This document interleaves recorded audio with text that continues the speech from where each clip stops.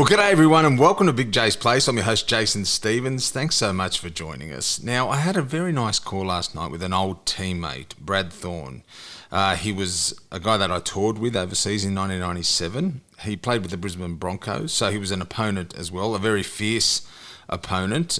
He played Origin for Queensland, won heaps of premierships, and then made the big bold move into rugby union because his dream actually was to be an All Black. And so he's now the coach of the Queensland Reds. He won World Cups with the All Blacks. He's going to go down as probably one of the greatest All Blacks of all time. But we had a really good chat, probably for about an hour. And, I was just thinking while we were talking that in the business of life, we probably haven't spoken for, 6 months or so. But we're doing it more regularly now because of the business of life. We just, coaching the Reds who are, under the pump, as is, I think, the game of rugby union as a whole is under the pump. He's got a big family as well. He won't like me say it, but he's got a high-maintenance wife as well. But, hey, let's just leave that out of it. And we talked and we laughed and we talked about old times. And we got deep too. He lost his dad when he was young and we talked about stuff like that. And I just thought to myself, we wouldn't have had this conversation if it wasn't for the challenging time we're going through. And, there's I don't want to underestimate at all the time we are going through. In a sense, it's a hard time. It's a challenging time, more for some than others. But there are some silver linings, and it's conversations like that, and it's a reminder to me to when things get back to normal to not leave it so long between friends and to touch base, to make that call, because you never know what the future holds. So thanks, Brad, for the phone call, and I still want you to write your book. You've got a great story. He doesn't listen to the podcast, but I'll text him anyhow. So there we go. Well, from Dancing with the Stars with Pamela Anderson in the US to being a judge here in Australia, to Strictly Come Dancing in the UK, to Mrs. Brown's Boys, this guy has covered a lot of ground. And I'm not talking about his dating life, but we can if we want. Above all that, he's just a very nice guy. Tristan MacManus, welcome to Big J's Place. Thank you, mate. Thanks for having me. So good to have you here, mate. You are a very handsome guy, I've got to say. Very striking. Thanks, buddy. Very striking. Just touching on what you were talking about there, we've known each other for a while now, and we never really, we've had little conversations, kind of never really sat down and talked about general things, I suppose. Well, yeah, here and there, but I guess because, we met, I think, in the States when you were doing Dancing with the Stars over there. Yeah, through Tahina. Through your wife, Tahina, who I've known, and, I made a play for back in the day, didn't work out, but I just want to bring that up now and clear the air. See, I never would have known that. You would have known that. This is just taking a turn before we even started. That's why I'm doing the You were never good at getting it over the line, were you? No, I wasn't. And but the thing is, her lovely mum Yvonne, after I told her that it wasn't going to work out, she said, "Well, I'm single and available." The mum, so I think she still is. I'm just going to put that out there. So there we go. Right, but have you had any silver linings during this time? Yeah, look, to be honest with you, it all has been, I know it's very drastic what's happened, and I know it's affected an awful lot of people. Certainly for me, work-wise, it's affected me. But in terms of personal life, I think it's been perfect. I think it's been great. I get to spend a lot of time with my family, which we kind of take for granted. Mm-hmm. It's kind of, I think we live in a world now where we rely on a lot of other people to raise our kids, in the sense that we're so busy all the time being busy. Yes. And we don't realize that we're letting our priorities slip about what's really important. So it's kind of, it's very, very difficult. Don't get me wrong. It's very difficult trying to keep the family occupied and kind of, just happy, I guess. Yeah. But that's the main thing, and that as parents, I think is our primary job, is to keep our family happy. And I've really enjoyed it. So work wise, it's affected an awful lot. I've essentially lost all my work, but it gives me time to kind of put everything else into perspective now. I read a quote the other day, and it was saying once things get back to normal and we rush back into life, let's pause and really think about what we're going to rush back into. And I think the simpler life is, it's a better way. It is a better way. Yeah, well, like you said, I think the priority now is to figuring out what is normal, because I mean, were we living normal or were we not? It's funny, we were only talking about it this morning. I was out walking with Tahina and the kids, and I said, I wonder when we essentially get back to the social distancing is relaxed a lot more, how long or how quickly it will take people to start crowding shops and stuff again. Even just walking past a coffee shop. I mean, I wonder how long it's going to be until 10 people are standing there, where at the moment everyone's standing out by the road and whatnot. It's just an interesting thing. Perspective, I think, is definitely the word. Perspective on what is normal and what do we want and what are we actually learning from this. Because we've kind of transitioned through the phases of everything, where it was the fear for everyone, and then everyone is kind of happy and kind of, I guess, feeling settled. Like we got a lot of time at home. We got this is fun, isn't it? You're in your pajamas all day, blah, blah, blah. I haven't moved from that phase, but it seems like a lot of people have moved into that now, the anger phase, where I don't have the patience for it anymore. Yeah, that's right. I've kind of moved out of that. So it's interesting to know where people sit in their lives in terms of their own happiness and where that happiness comes from. It's harder for I think, because with our industry too, it's so volatile.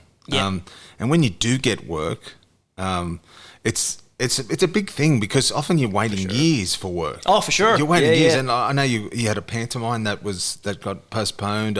Fortunately, you were able to do, I guess, a revised version of Dancing with the Stars, but it wasn't the same because of no live audience and stuff like that. But at least you got to do it. But but the panto and other things, it's hard because it's your livelihood. It's one of those things that, I mean, look, this is the industry that we chose, and kind of we're lucky in the sense that, yes, I had a job that we had booked.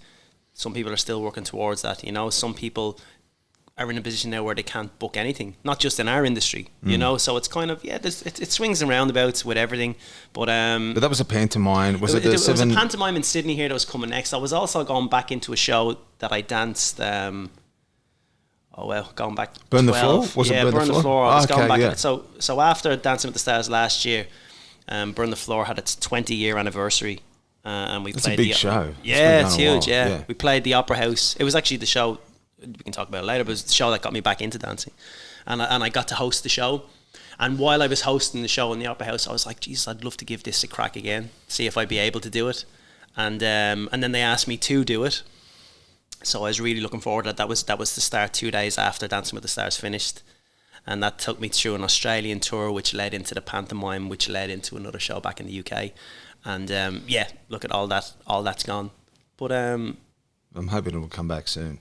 Well, I hope so. But again, it's kind of, for a long time, with my body, from what we've done, I've never really looked after myself, and it's given me a chance to do that now. So maybe that in itself is the silver lining, getting your kind of health in order. Again, like you said, with our industry, when you don't know when the next job is coming from, when you're feeling a certain way, you kind of still push yourself into it, where it might not be the logical thing to do, for sure. But it's logical in the sense that, well, this might not come around again. So yeah, for sure. Hey mate, before we get into it, even though we have been getting into it and it's been great, I'd love to just ask you some getting to know you type questions. Yeah. So here we go. Your first concert. Do you know what? That probably wouldn't have been too long ago. I know it sounds strange. Really? In the sense of how old I am. I was, not that I was a timid kid, but I used to hate crowds, and I used to kind of be not that I would be afraid of it, but I'd hate to kind of, I like rock music, Yeah, right. I thought going to a rock concert when I was younger, I'd just have that fear and intimidation of so many people around and kind of people losing their mind and stuff. So I've always loved music, but I never used to go to concerts. I was a little bit intimidated in big crowds. Okay. So I didn't go to too many. Wow. Certainly not festivals. But I've started going to a lot more now. You're from Ireland. You have never seen U2? I've seen U2, but I only saw U2 2 years ago, maybe 3 years ago, on the return, the Joshua tour when they came back. Well, that was we were working amazing in London, and I got to. But again, someone said to me, do you want to go see U2 tonight? I was like, oh, I don't know. And they said, well, we have a ticket. And I was like, all right, I'll go. And it was great crack. It was so good. But again, I wouldn't have gone otherwise. And I'm glad I did, because I have such a bigger appreciation for U2 now. But not because I'm Irish. No, Irish people don't like U2. Is that right? Yeah, well, a lot of people like them, a lot of people don't. Just like people here like Midnight Oil, some people don't, you know. Well, some people love Johnny Farnham, some people hate him. I'd like to meet the person who doesn't like Johnny Farnham, because they've got some fury coming their way from me. I love him. He's a national icon. Unbelievable, yeah. Your first crush? Mariah Carey. Really? Yeah, Mariah Carey, Kylie Minogue. Your Kylie Minogue was mine, yep. Yeah, Kylie Minogue, Mariah Carey, used to love both of them. Pammy, I suppose, on stage as well. What I loved in the 80s was the curly hair. Oh, Mariah Used was to love it. She's Yeah, your girl. she was it. Oh, yeah, in Dream Lover. Meg Ryan. That was it. But I didn't know why. You know, it's just, like I said, I was kind of, when I was a kid, all I wanted to do was play football. I wasn't really interested in girls. I was just interested in football. Really? Yeah, so it's kind of, I don't know. That's what I liked. What about your first job? First job was probably with my dad. My dad was the Sparks, still is. So I do remember working on sites with my dad. I wasn't real reliable though. I wasn't a reliable worker. I was always into the arts and stuff, like, you know, so it's kind of, yeah. I used to love the banter of building sites, and I still do. Occasionally I go back and work on them now. It's a bit like a footy dressing room. Like, it's just guys taking the mickey out of each other. Some and people, and you realise how funny so some good. people are. Oh, funny. Yeah. But it's really funny. yeah, I love it. I love the kind of I love the physical side of it. I like doing that, you know, and I love the banter around it. So it's kind of, but yeah, that was probably my first job. I mean, I worked in I guess the equivalent of a Bunnings and stuff at home. Used to do that. See, because I thought you were a tradie. People won't know this, but I texted, I've had a leaking tap for about a year in my shower. You should go see a doctor about that. I'm too tight to pay for a plumber. And I thought, Tristan's a tradie. I'm sure he's a tradie. So I texted you, hey, mate, when you come and do the podcast, can you bring your tools and we'll do that?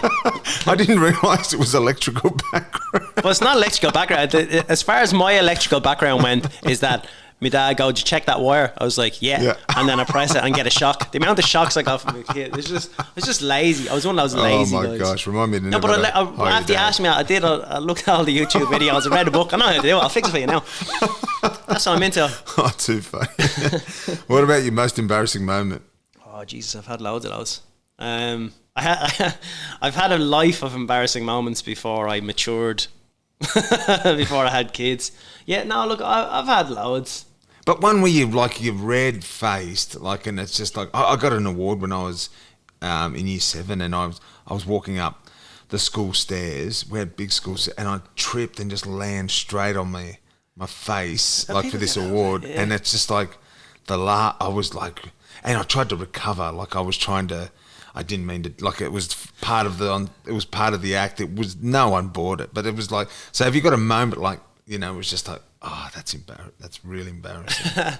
I remember, oh, holy Lord, I'm even going to tell this. Right, so I was in the Cub Scouts when I was a kid. This is a memory that haunts me. It haunts me. And no one's ever brought it back up with me, but I always remember we'd done some fundraiser thing at the time, and we'd done like a thing that was Grease. For some reason, I remember that I had to be Olivia Newton-John in it. And I really don't know why. And it came back into my head the other day. You had to act as Olivia and kiss as well? No, give up, will you? No, it wasn't kissing no one. No, I didn't even get that far. I was chewing my man's tights on. Now I'm pretty sure I had my tights on and bleeding short shorts. No wonder I fell into dancing. But I seem to remember that was that. But also when I joined Burn the Floor, one of my first times, we went, and they used to do like a dress run of the show in the rehearsal room before obviously we went into theatres, and everyone, there was 2 casts, because one was going to stay in Australia and one was going to go to the States. I ended up going to the one that went to the States, but we were kind of performing for the second cast. Small rehearsal room, so we're dancing around, blah blah blah. I don't really know too many people. I'm getting used to meeting them, like, you know, we're 2 weeks in or whatever, and then they had one of the numbers, dancing around and busting moves, and I'm try my best, like, you know. And then there was something at the end where we had to kind of drop into like a squat to finish the number. And that's what I did. And I always remember my trousers. My trousers split from arsehole to belly button, just split. And it was one of those times where I didn't have my jocks on either. Yeah, and I was yeah. So that was one of the first ones. So that's pretty embarrassing. You know, for them, not for me. There's a face full. Hello, everyone. That happened to me last year. I had to go and visit someone at the State of Origin at Homebush, and I wore shorts. I got out of the car and split my pants. Fully split. I only had shorts on. How tight were these shorts? You flexing? I have put on a little bit of. So I'm walking about the Homebush at this hotel. It was pretty ritzy, you know, and honestly, man, the breeze, and this guy comes up because I didn't realise. I remember the sound, and the concierge comes up and said, "Oh, just wanted to let you know, your pants are split and you're not wearing any underwear." Oh, I knew that part. I knew that. That reminds me, actually, another thing that I don't know, this stuck in my head, and again, this might have traumatised me as well. When we were kids, so we used to have in our back garden like coal bunkers. I don't know if you have them here, but they were kind of where you keep the coal. Oh yeah. So it's like a garden shed, I guess. And I always remember the neighbours were renovating something in the house, so they put the old doors, and we ran the door from the top of the coal bunker down to the ground, and we used it as a slide. And I remember we were climbing out the bedroom window, jumping onto the coal bunker, and then we were sliding down this old door. And I remember sliding down, and I rolled onto my belly as I was coming down, and there was a rusty nail. Oh. Yeah, and it cut me right through my groin here. And I remember, I can't remember what age I was, but I remember being in the hospital, and the nurse was saying to me, "Ma, Tristan, oh, it's a lovely name, blah, blah, blah. Sounds like a girl's name." Ma's like, "Nah, it's not." My dad would have lost his mind if he heard it. But she said, it's like, no. And then I remember the nurse laughing. She goes, "It's funny that, because if he had a slid an inch to the side, he might have been a girl." And that stuck in my head forever. Wow. It was that close because it was right here. Wow. Could have been gone. Could have been a girl. Could have been a female dancer. My really Living Newton John thing would have came back to me. Well, but yeah, I always remember stuff like that sticking in my head. That was pretty embarrassing because I was a kid. Yeah, I mean, with a girl's name. Scientifically, physiologically, you can actually operate with one testicle. You can do it now with one. You can with one testicle. You can still operate. Just for anyone who's out there and has had an. It might have been more the testicle. It was a big nail. Or I was a small boy. What's your favourite movie? I have loads, but one I forgot that I loved, and I don't know how, was Good Will Hunting. I ended up only watching it last night. Jeez, I watch it every year. Huh? Watch it every year. Such a cracking film. Yeah. But I love Willow was always my favourite film as a kid. Wow. My dad, when I was a kid, my dad was in the army, so he was in the Lebanon, and they used to always send back video cassettes, like bootleg video cassettes, and they used to always be the Disney movies. And Willow was one of them that he sent back, and I've always been fascinated by it, and I used to love it as a kid. It had all like magic and stuff. It was Jim Henson, and Warwick Davis, Val Kilmer. Warwick Davis, yeah, he was so good. And I've always loved that film. So that's been one of my favourite films since I was a kid. Did you see Life's Too Short? Yeah, it's very good. It's funny. Very good. But Willow was one of my favourites. Good Will Hunting's one of my favourites. The Field. Michael B. Caine. But Good Will Hunting, man. What a good film that is, huh? You know. At the end, when he stole my line. Don't give it away. Some people might have seen it. If you haven't seen Good Will Hunting, get on it. Please go and see it. It's a fantastic film. What about favourite book? I used to love The Contractors. That was by Michael B. Caine as well. One of my mates gave it to me when I was moving away. And it was about all the Irish workers who went to the UK when they were younger. When everyone moved out of Ireland back to the UK. I loved The Contractors, and I loved Brendan O'Carroll's has a trilogy of books, The Mammy, The Granny, and the Chislers, and they've always been great books. They're kind of real old Irish stories, family orientated stories. I think they're really good. I got into those Harry Potter books really late. All right, yeah. Yeah, again when we were touring with Burn the Floor, there was someone who was queuing up. One of the new Harry Potter books came out. I don't even remember when it was, but she was queuing up for it. I was like, "What are you bleeding doing?" She goes, "Going to get the Harry Potter book." I was like, "They're just for kids, I think." And she was like, no, they're amazing. And I got that one and I read that one. And then I ended up getting the rest of them and reading back through them. I mean, they're pretty decent books, I suppose. I mean, when I was at primary school, I wanted to read The Hobbit. And I got through... I wouldn't even known about that until... Someone said to me, read The Hobbit. And I got through about, 20 pages. It was just... Couldn't read. So in There's depth. no pictures in it. A squeaky die in it. but I'm a big fan of the movies. What about a person from history you'd like to have met? Yeah, there's a lot. Funny, me granda, of all people. Wow. Never met my dad's dad. Really great man. A lot of people talk about him. What was it about family him? taught him. He was just a man's man at the time, He kind of died when my dad was 15, I think it was 14, 15. And he was just a man's man, I think it's I guess when you travel an awful lot, I've been lucky to travel, and I've been traveling for a long, long time. You kind of really appreciate your family members and stuff like that. There's a lot of, when it comes to historical figures, you never really know what's true and what isn't. You just kind of, that's what people say, and then you either believe it or you don't. It's when someone's kind of villain is another person's martyr kind of thing. So I never really know. There's a lot of influential people in Irish history that I would have. Oh yeah, you'd like to meet them, but then again, what are you going to talk about? I'm not going to talk about Dancing with the Stars with them, really. the Irish uprising, and I was like, who'd you vote for? you never really know, huh? Yeah, there's a lot of people you'd like to meet, but I mean, look at. I can talk to Larry. I can talk to anyone. You know what I mean? It doesn't really matter. Absolutely. Just interesting people. Something you wish you were better at? Well, there's a lot of things I wish I was better at. I wish I wasn't so quick to react to things. Yeah, I can put my head up for that as well. Yeah, right. I used to, sometimes I have a bit of, my go-to reaction when I don't understand things is, I suppose it's anger in a way. Yeah. You know what I mean? Yeah. I still feel this thing. Again, maybe it's from when I was a kid, but I hate not knowing what's going on. You know what I mean? I kind of feel real inadequate when I'm there like that, and I kind of, I guess that kind of embarrasses me a little bit, and it's stupid. I don't understand why, but instantly I kind of I react. I am overreactive. So I'm trying to now be more active than reactive. So that's something I'd like to be better at. I'd like to understand things better and have a bit more patience, maybe. Yeah, I'd like to make progress there too. To be honest with you, the thing you did growing up that made your parents the most upset. I've done a few things. I was a little bit of a shithead when I was a kid, I think. You look like a cheeky guy. And I see it in Echo. I see it in your daughter, Echo. She's got this. I was real... I've always been real social, I think. Like, I enjoy people's company. I enjoy talking to people. But yeah, my attention span was pretty suspect, I guess. So, like I said, when I went to school, I understand now how important school is. But at the time, I was just like, nah. School was a chance for me to kind of talk to my friends, play with my friends.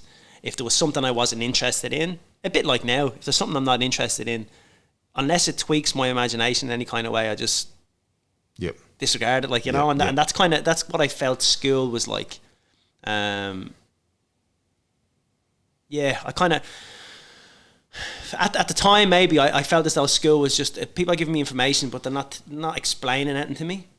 You know, so and maybe that was my own attention deficit disorder, whatever you want to call it. But I'd say that would have shit my parents an awful lot because, I wasn't great with discipline. I like. But dancing is a very disciplined. But I think that's why I was put into it. He was so good at it. Yeah, I think that's why I was put into it. I kind of I didn't like people. I still don't. I don't like people telling me what to do. I kind of need people to tell me why I have to do it. Okay. And I get from a top perspective is like I don't have to tell you why you have to do it. I'm just telling you to do it. You know what I mean? So it's it's that thing. So I've always had a problem with that. So that would have shoot them an awful lot, I'd imagine. Yeah, just a bit too cheeky. And what's the biggest thing you've been nervous about? Well, everything. Nervous about everything, you know what I mean? Nervous about, I suppose, setting the right examples for my kids. Nervous about nervous about the things that I do, how it impacts the people around me. You know, that's kind of nerve-wracking. Not that I'm shaking, worrying about it. Is it more anxious? Is it anxiousness? Do you know? To be honest with you, this is an honest thing. I don't understand what all these words mean. You know what I mean? Nervous and anxious. People put labels. I don't really know what they mean. I just kind of know what I feel. I'm nervous about embarrassing people because I can be quite outspoken on certain things without any knowledge behind it. I have instant reactions. Like, you might ask me a question, I'll answer it, and then I'll think about it and go, probably should have thought about that before I answered it. You know, I don't do that. So I'm always nervous about the things that I say, how it impacts my family.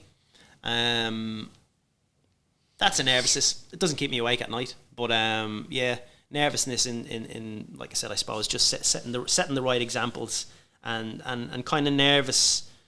I'm always nervous about. I guess you're growing all the time and you're learning more about yourself. I'm always worried about certain things that I might have done as the old me might impact the new me. Right. In a negative kind of way. Right. Maybe it molds you now, but I guess that's a nervous thing. But I know you can't change it. They're just lessons that you've learned and that you grow from, and because everyone's got a past, they're lessons that you grow from. Yeah, the lessons that you grow from. Yeah. But it's only. Yeah, I mean, I guess that's what you're nervous. You're nervous about. You can come to terms with whatever you've done, but some people don't want to come to terms with what you've done. So it makes it. Yes. You know what I mean? I guess there's a nervousness in that, I suppose. What about the best advice you've been given? I've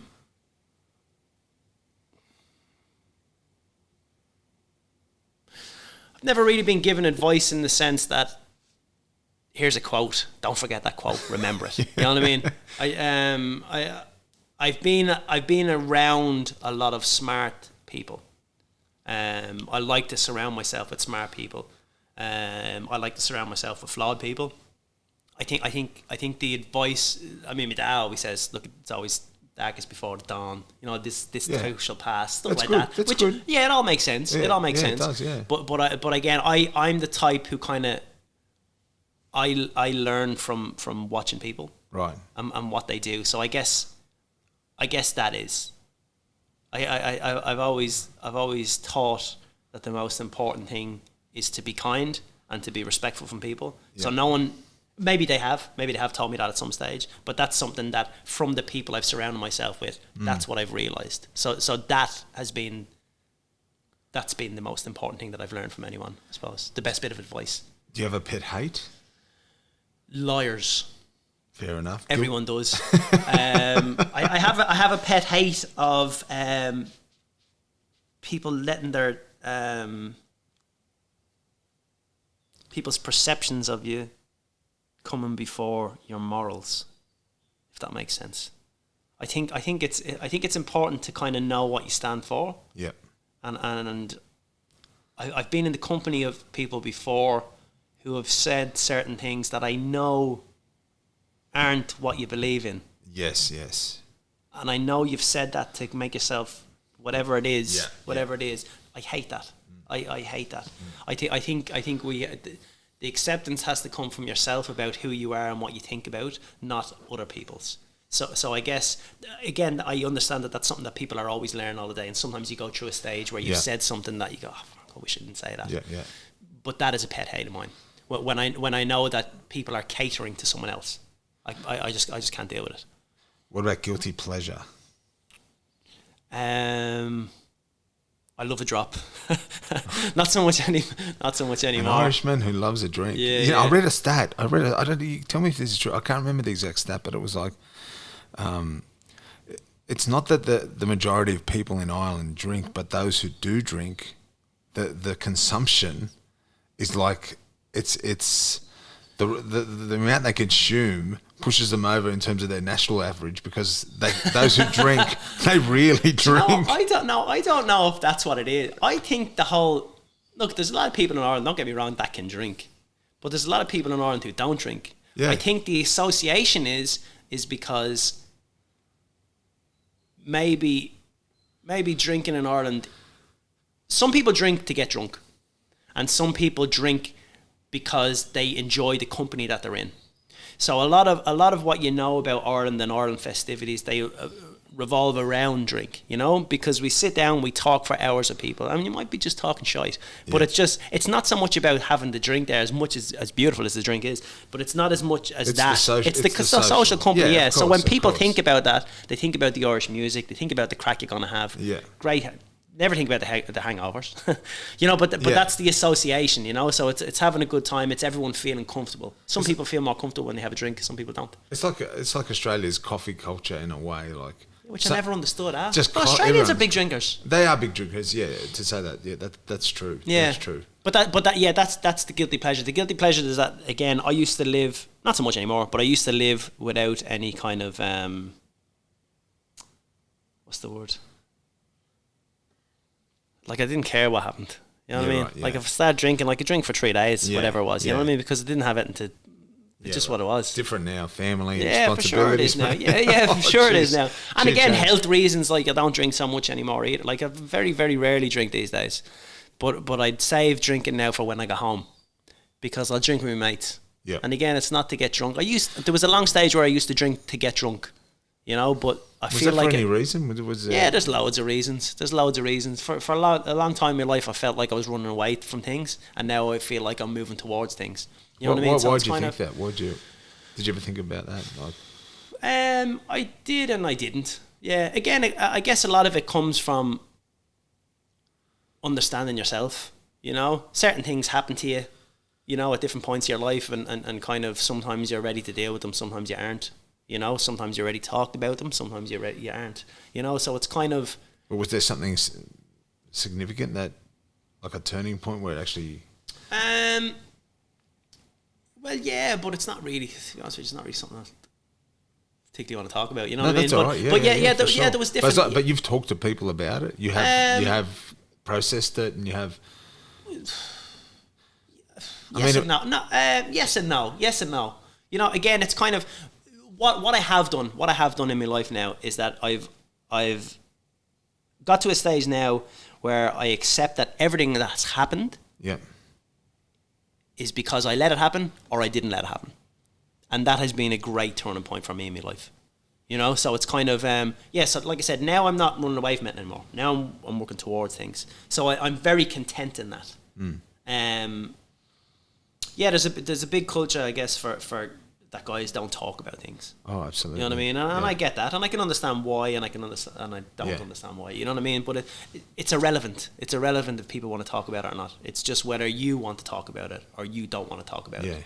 Yeah, but it's so good to have a friend or friends that you can just like talk. Yeah, of course it is. But some people don't have that. No. Some people don't have that. Well, it's a big problem, particularly as you said amongst men, because of the suicide rates and amongst men. They're high in Australia, and in the Shire, it's very high, and so with youths as well, and so I don't know what it is about guys that we kind of do you think it's sometimes it's because it doesn't come across as a manly thing to do, to actually be vulnerable and talk about why maybe you were hurt or maybe because I know for me sometimes things have happened, and even years later I've gone back and go, oh, that happened, and I completely blotted it out. Yeah. And and I just kept going on. It was just like when I was playing footy. Sometimes I'd dislocate my thumb. Yeah. And you keep playing, and then at the end of the game you go, oh, I've got a dislocated thumb. Yeah. Do you know what I mean? I think that's an adrenaline thing. But I get what you're saying. But even in life, yeah. I mean, it could be. Again. It's all a reflective thing, really, as well, isn't it? It's kind of like. But did your dad talk? Like, did he talk to you? Did you have that kind of relationship with your mum or your dad where you could actually go to them and talk about things that you were feeling? Because do you know what? I think I was raised in a home where that was acceptable for sure, but I don't think that I ever bought into it. Right. So I have a type of personality, I think, wherever it's come from, where you feel as though you as an individual are dictating every single part of your life, and you're responsible for it, and you don't need any help from anyone else to kind of get you. You know what I mean? It's kind of like, well, you don't realize that people are actually guiding you without verbally guiding you places. Yeah. So I've always wanted that responsibility for myself to know I'll get myself through this. You know what I mean? And if I need someone, So I think the environment was set up for that because we were a very loving family, but I was never open to discussing things with people. Right. And I don't know, maybe it was, like you were saying, maybe it is that thing where it's not the manly thing to do or whatever that means. Yeah. You know what I mean? Maybe it was the fact that maybe I didn't go through a war. Do you know what I mean? Yeah, so why are my feelings important? I know. Yeah, That's there could true. be that thing. That's so true, isn't it? And it could also be the fact that I was a dancer. So on top of being a dancer, now I was kind of moaning about my feelings. You know what I mean? That on top of that, on top of that, on top of that, on top of that. I don't know. Now, this is only in reflective. I never felt that way. Of course. Because, I mean, you mentioned that you loved rugby growing up. Football. No, sorry, soccer, yeah. So soccer. Soccer, It was soccer, yeah. football, Yeah. okay. So then where did the dancing, where did it start? Well, you see, growing up, I guess, there was a lot of things. There was that lack of discipline, I suppose, as well. My grandparents were social dancers. They started social dancing in their late 50s, 60s. Can I just say you were born in Bray, County Wicklow. County Bray. Wicklow, yeah. Just it's the name is derived. I read from Vikings Meadow, which is like yeah. Well, you see, Dublin was the first Viking town established. It means Dublin, Black Sea. So that was named by, because that's where the water comes up, and that's where the Vikings came over. So that was the first established one. Wicklow is the next county down. So I suppose it's the distance from Cronulla to the city would be where I live, to Dublin City. That's a 40-minute drive. Yeah, give or take. Give or take. 23, 25 kilometres, something like that. Yeah, so that's where I'm from. My grandparents were social dancers. My dad, like I said, looking back, wasn't his way as much as I thought he was. But he was in the Irish Army, so he went to Lebanon, working for the UN and for the Irish Army in keeping everything intact there, I guess. But did he come back? Oh yeah, changed? that's what I mean. Did he come back changed? No, he came back. Grand. No, he was Yeah, good. Oh, that's good. he looked a bit different, but that's about it. But he was tanned. He was more tanned when he came back. No, yeah. So we spent a lot of our weekends, I guess. Now this is only how I remember it. It might not have been this way, but we spent weekends with my grandparents, went in dancing with them, and then that's how I became dancing. It wasn't necessary that I went in, I'm going in dancing now. I just spent the time with grandparents. So we got in dancing that way. It is a great way to meet women. Yeah, you know, it sounds good now. Yeah, it sounds good now. I just went in because there was loads of girls there. I didn't even care when I was 9 or 10. I wasn't walking around like a bleeding Lothario with my shirt open, hanging out with one of these chains on.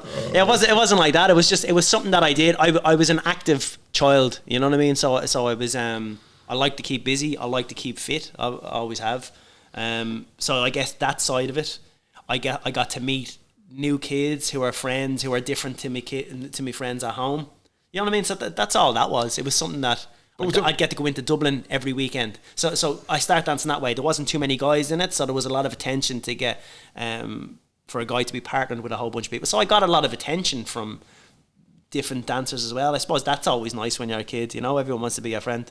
Yeah. And that's how I got into dancing. So I never went, I'd love to be a dancer. Can I start dance lessons? It was never that. I wanted to be a football player. Yeah. But to be honest, very similar to me. I never wanted to be a professional rugby league player. You were just huge, were you? A mate said to me, "Come on, man, just come with me. Just come with me." I go, "Where are we going?" He goes, "Just come with me." And before I knew it, I signed up to a local team. Yeah. And I just started playing, and I was never going to, like, it's just, you know what I mean? Just, yeah. But it's different now because all these, you know, I want to be this, I want to be that from a young age. People are setting their sights on what they think they want to be. Yeah? But it's funny.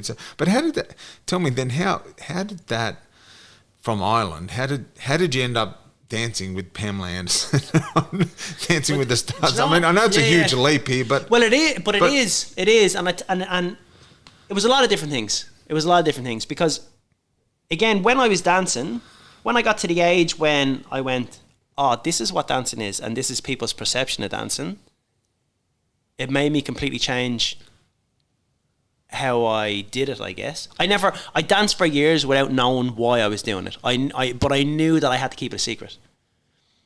And there was a lot of things within it that I had to do that embarrassed me. So I know that's why I kept it a secret. To the point that I got an age where I was like, you know what, this isn't for me. And ironically, it came after a World Championships. I went to represent Ireland in a World Championships, and we done quite well in it. It was in Latvia. We done quite well in it, and when I came home from it, my partner who I danced with it was energized.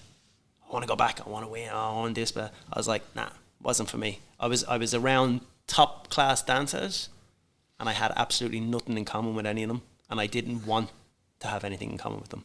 You know, my aspiration was never to get better in dancing. It was just something that I did, and that's when I knew I need to get out of this. So I left, and I gave up for a couple of years, and I kind of just bummed around. I done stupid things. I wasn't really going anywhere. A bit like Good Will Hunting. I was just happy just being around my mates and stuff. Yeah.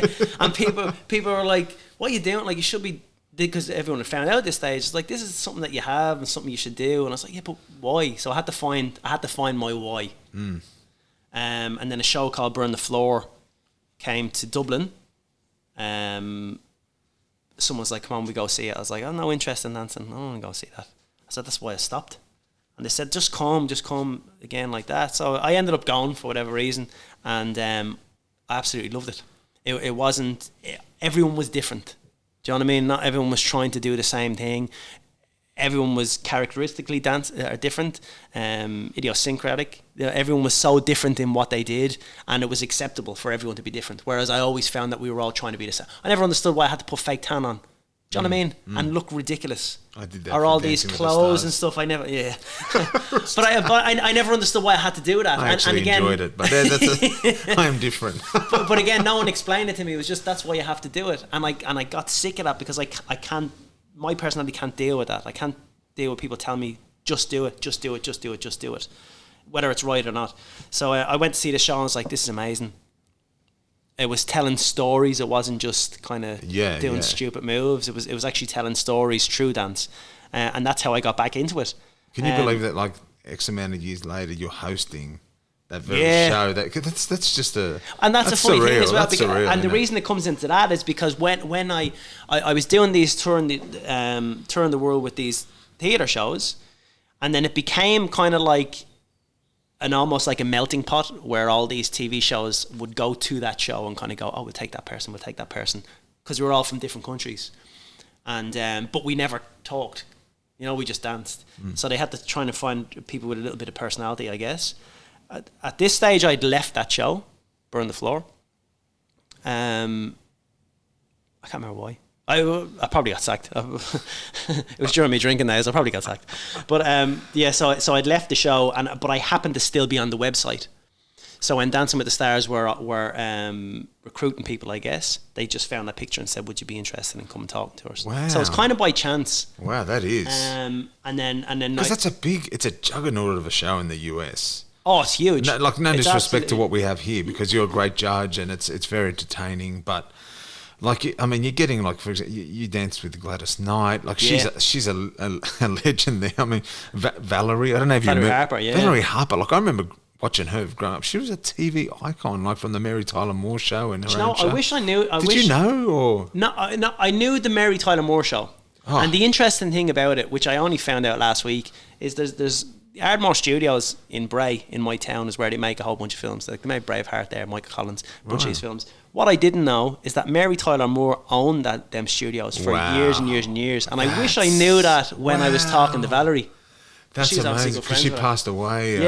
Not that long after. Wow, isn't that amazing? Yeah, but that's how I got into Dancing with the Stars, and then I enjoyed the first season, and then I somewhat enjoyed the second season, and then it started being something that I didn't enjoy anymore, because again I lost my why.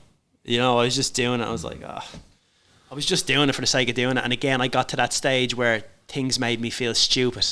You know what I mean? I was doing things that I didn't want to do. And that's when I kind of went, right, well, do I sit here and moan about it, or I just go and do something that I want to do? So I ended up going and doing something that I wanted to do. What was that? Financially hit me. Often there's very little money in doing what you want to do. Yeah.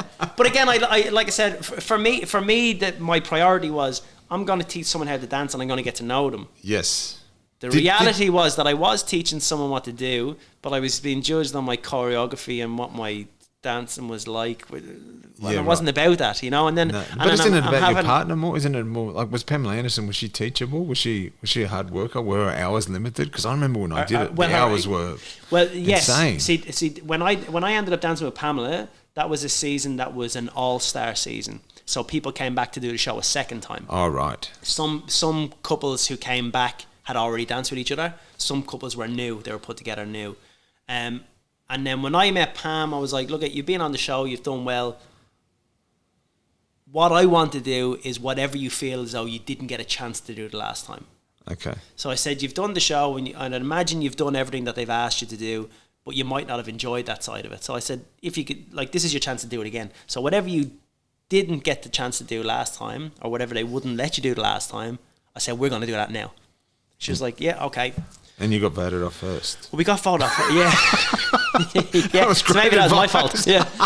But again, limited time is what you're saying. So once we start, we had a week to rehearse. Oh, that's nothing. You know, that is nothing. Because you at don't the even time, scratch the surface. Pamela she had a lot of kind of contracted things that she was already done. She'd just come off Big Brother. She'd done in Belgium, so she went to Europe to do whatever. She assumed that I was able to go everywhere with her. But that wasn't the case. Oh, right. Yeah. So, sorry. So, yeah, we had limited time. But yeah, everyone's teachable. But you have to know what you're going to teach people, you know, and what they want to learn. Because that's always been my goal. That's not the goal of the show. The goal of the show is to win. But my goal was always to, what is it that you want to learn? And what do you want to get from this? And that was always my priority. Well, mate, just as a judge, I'm loving you on the Australian version of Dancing with the Stars. I think you're very good, very articulate, and I find you're very balanced. Like, you can give great praise, but the way you give criticism, it's very leveled, and it's I appreciate that. Because dancers have feelings, so it's like. Well, the thing, dancing, yeah, of course, yeah. I'm a bit too conscious of that sometimes, I think, but also dancing is very subjective. Like, you know what I mean? So again, it comes back to the whole thing. When I was dancing, like, people were telling me what to focus on when I had no interest in focusing on that. Yeah, yeah. You know, so it's like, well, the only way to get better is to improve this, improve that, improve that. And I was like, well, I don't want to. That's not the reason I do it. Yeah. You know, so when I went through a stage of the first season, and maybe for a week in the second season, where I kind of went, I better start talking dancey. You know what I mean? I better start showing people I actually do know what I'm talking about, which has nothing to do with anything. You know what I mean? I'm more productive and I'm more helpful to people when I focus on motivating them. And I kind of, in the first season, I just never felt comfortable. And that comes from experience as well. But I there was times when I felt very uncomfortable because I was trying to justify my role on the show instead of just actually focusing on things that I was interested in.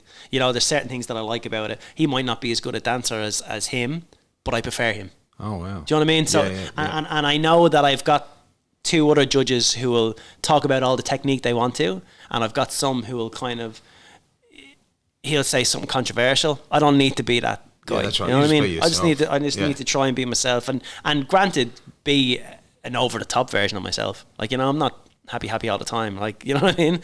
But at the same time, I know what that's like. Yeah. So once I realized, hold on a second, it's not about me, it's about them.